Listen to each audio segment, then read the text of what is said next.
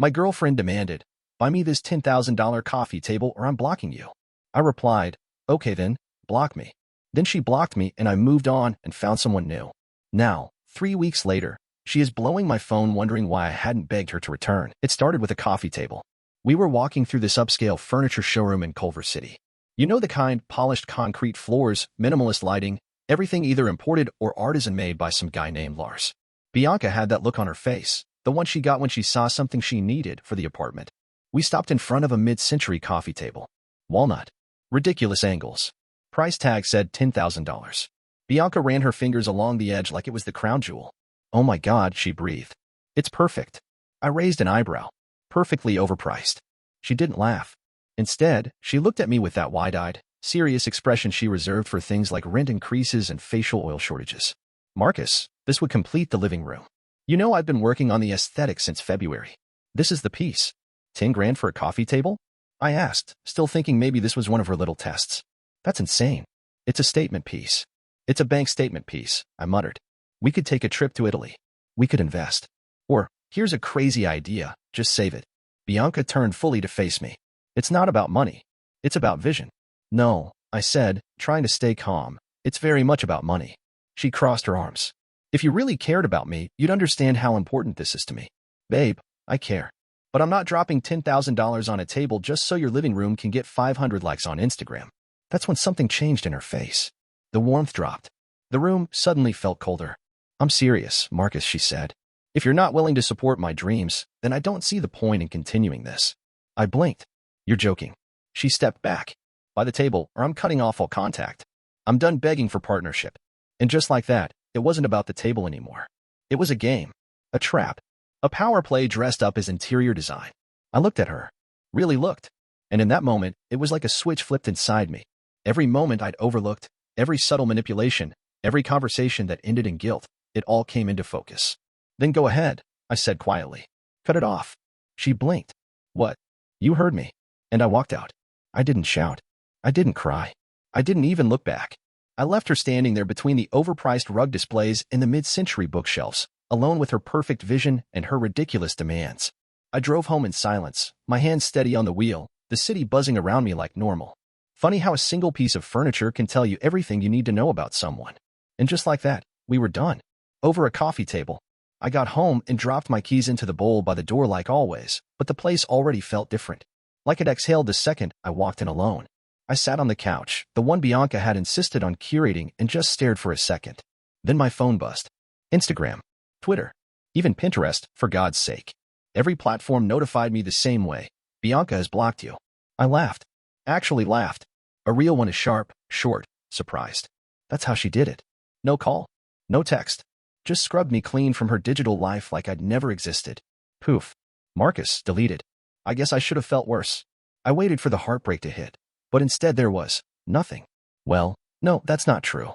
There was a flicker of sadness, yeah. A hollow kind of ache in my chest. But it passed quick, like a wave that never quite crested. What replaced it was relief. Real, chest-loosening, mind-clearing relief. I stood up, grabbed an old storage bin from the closet, and started packing. Bianca's things weren't hard to find. They were everywhere. Throw pillows that matched her mood boards. A pile of coffee table books she never read, just left stacked for visual interest. Her collection of bath bombs, face masks, and essential oils that she swore had energy. I dumped them all into the bin, one by one. No theatrics. No resentment. Just quiet motion. I opened the fridge. Half a bottle of chlorophyll drops. Gone. Herbs gear, non-dairy, plant-based creamer. Poured it down the drain. With every item I cleared out, I started seeing the apartment differently. Like someone had wiped off a foggy mirror.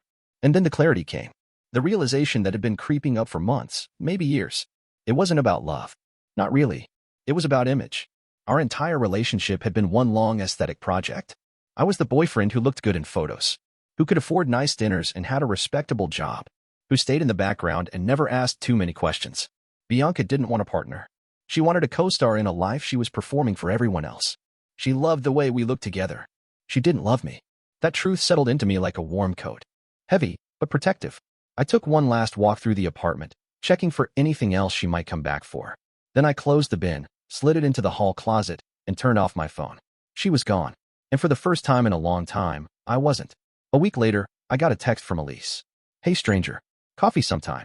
It popped up while I was sitting on the balcony, sipping bad instant coffee because I'd thrown out all of Bianca's artisan blends. Elise. I hadn't seen her in nearly a year, not since she moved out of state for a big infrastructure project. We'd been friends in college, both engineers, both into sci-fi, both a little socially awkward in the same compatible way. We lost touch after graduation. Life just happened. I replied right away. 10 minutes later, we had a plan to meet at a little cafe in Glendale we used to haunt during finals week. When I walked in, she was already there, nursing a cappuccino and working on a crossword. Still wore the same navy windbreaker she'd had since sophomore year. Still had her hair in that low, practical ponytail. She looked up and smiled. Not the Instagram influencer kind of smile, just real. Soft around the eyes. Familiar. Hey, she said. You look taller. I think you just got shorter. I shot back. We sat, and it was like no time had passed. We talked about old professors, mutual friends who'd gotten married or divorced or moved overseas. She told me about the bridge project she'd just wrapped up. I told her I was between coffee tables. She raised an eyebrow. That a metaphor? Unfortunately, no. I didn't dive into the breakup right away. She didn't press. But after the second coffee and some shared banana bread, I told her everything. The furniture showroom, the ultimatum, the walkout, the blocking. Elise didn't gasp or judge. She just shook her head. 10,000 for a table, she said, almost laughing. What? Does it fold into a spaceship? Apparently, it completed her aesthetic.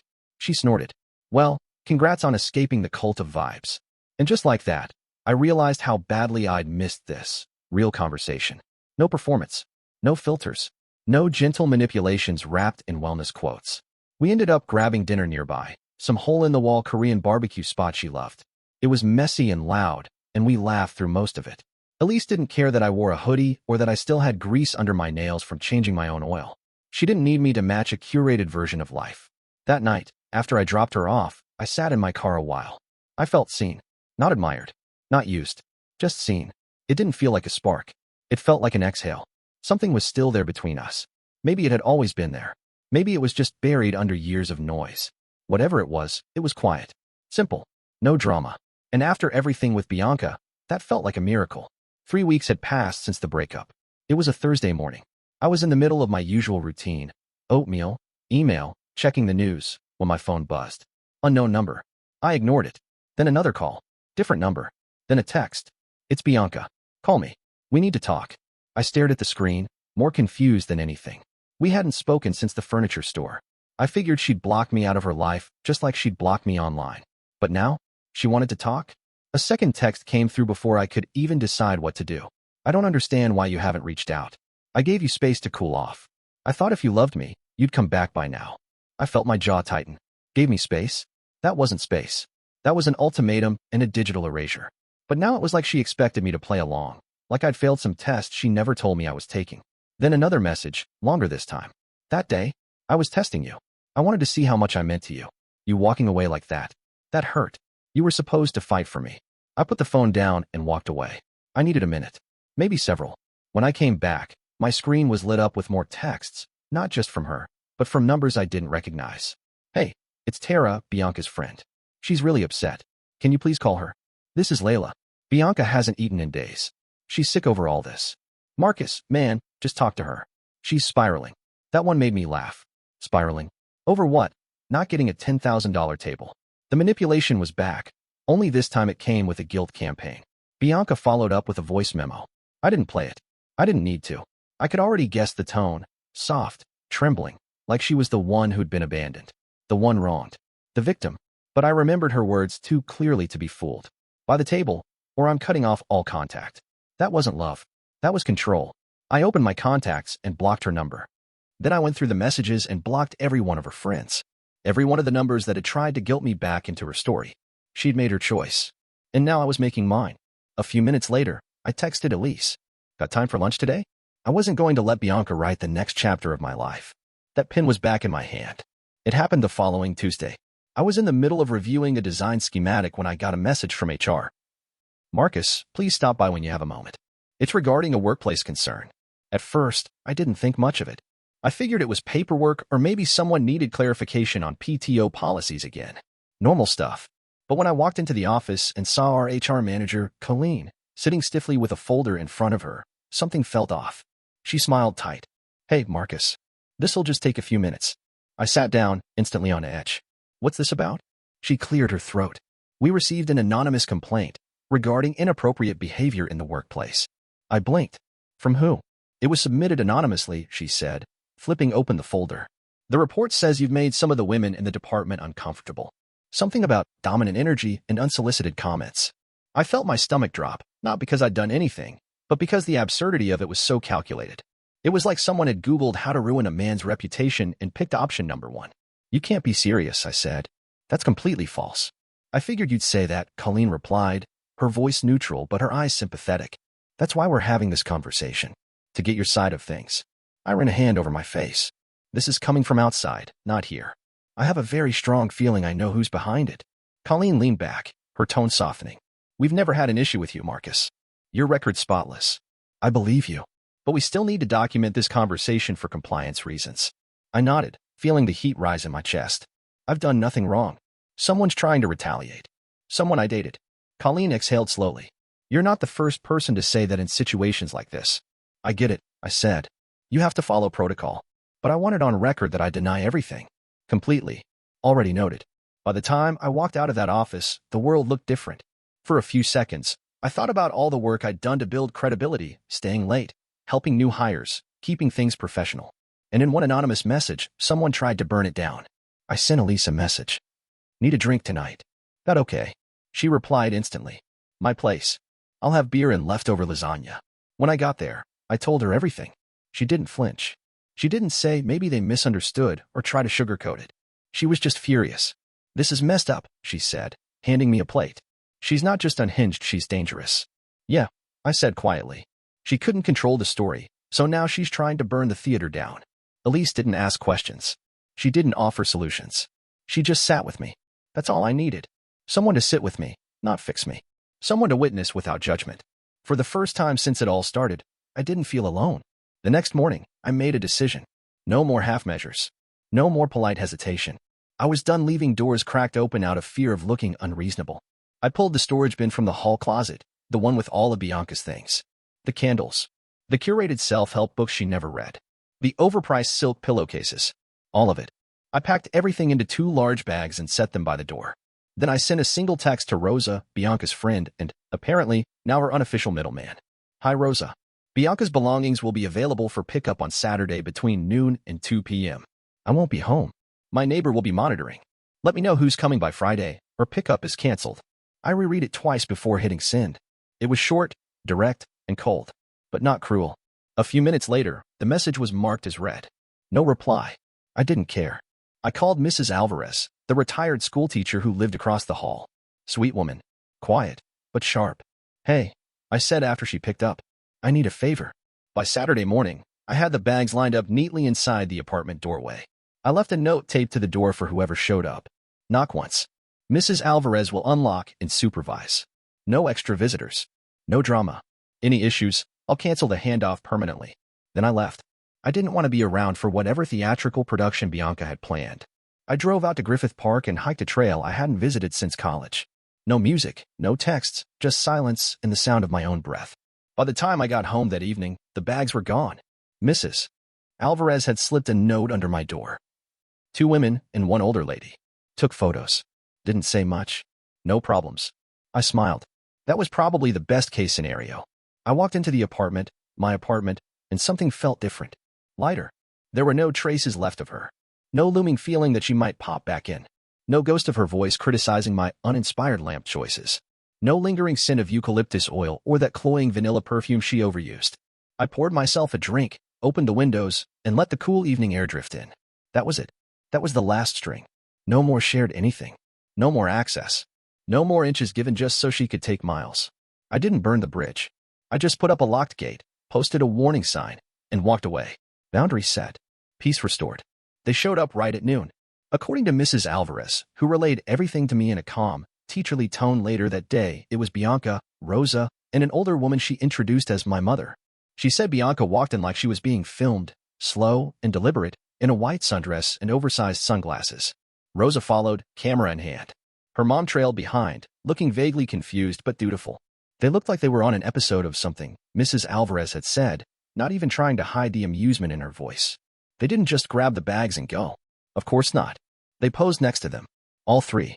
Bianca crouched beside one bag, frowning deeply while Rosa snapped photos. Then she picked up one of the silk pillowcases and held it up like it was roadkill, shaking her head in exaggerated disapproval. Her mom clutched a book from the bin to her chest like it was a family heirloom. They were sighing. A lot, Mrs. Alvarez said. Theatrical. Very dramatic. I thanked her and slid a gift card to her favorite diner under her door later. She earned it. That night, Elise and I were watching a movie at her place when my phone buzzed. A YouTube notification. Bianca had posted a new video on her decor channel. How he left me. What emotional abuse really looks like. Thumbnail. Her, teary-eyed, holding one of the same silk pillowcases. I clicked it. I shouldn't have, but I did. She started with a deep breath and a soft piano track playing in the background. I wasn't sure if I should post this, she said, but I think it's important to speak my truth. Not for sympathy, but for awareness. She went on to describe a sudden abandonment, claiming I had discarded her belongings like trash and refused all communication. She said she never imagined he could be so cold, and that she felt like a ghost in her own life. She never mentioned the table, or the ultimatum, or the fact that she blocked me first. She left out the string of guilt texts, the HR stunt, the part where I let her pick up her things in peace under supervision. I watched in silence as she carefully, strategically crafted a story that painted her as the delicate, devastated woman left behind by a heartless man. By the end of the video, she was crying softly. I turned to Elise. She's trying to control the story, I said. Elise nodded slowly. Yeah, but now you get to decide whether or not you let her. I didn't reply right away. I just stared at the screen, watching Bianca's face freeze on the last frame. There she was, perfectly lit, perfectly composed, and perfectly dishonest, performing pain for an audience. But the real story? That hadn't been told yet. Not by me. Not yet. It took me 2 days to decide. At first, I wasn't going to respond. Let her have her little drama. Let people believe whatever they wanted. I told myself it didn't matter, that I was above it. But then I got a DM from a mutual friend, Alex from Bianca's old Pilates group. Someone I barely knew but had always been neutral. Hey man, saw Bianca's video? Just wanted to say, if what she's saying is true, I'm really sorry. But honestly, it doesn't sound like you. That was the crack. Then more messages trickled in. Subtle judgment. Some pity. One person flat out asking if I'd been emotionally abusive. People were starting to buy it. Her curated version of heartbreak. So I opened my screenshots folder. The ultimatum. By the table or I'm cutting off all contact. The day she blocked me. The string of texts from her friends. She hasn't eaten in days. Just call her, Marcus. The pickup message to Rosa. Cold, clear, logistical. All of it. Elise sat with me while I crafted the post. Not to coach, just to make sure I didn't slip into defensiveness or sarcasm. Stick to facts, she said. Don't fight her in the mud. Just flip on the lights. I posted it late on a Wednesday night. Nothing flashy. Just a caption. Since I've been receiving messages about a recent video, I want to clarify a few things with simple facts. No commentary. Just receipts. Then I attached 5 screenshots, each one with a short label. Her ultimatum. Proof she blocked me first. Her friends trying to guilt me. My exact pickup instructions. Confirmation it all went down without issue. No hashtags. No thread. No dramatic sign-off. Just the truth. I figured maybe a few friends would see it. Maybe it'd quiet things down. What I didn't expect was how fast it spread. By morning, the post had been shared over 100 times. By lunch, someone had made a TikTok. A local content creator, a guy who specialized in drama breakdowns, narrated the whole situation, reading my captions over dramatic music, flipping through each screenshot with laser-like clarity. This, he said at the end, is why you don't build your brand on manipulation. Because the receipts will always come out. The comment sections lit up. People who had been sympathetic to Bianca's video started retracting their support. A few even posted their own apology videos, saying they had jumped to conclusions. And then came silence. Deafening silence from Bianca's corner. Her original video? Still up, but comments turned off. Rosa deleted a bunch of posts. A couple of her influencer friends quietly unfollowed me.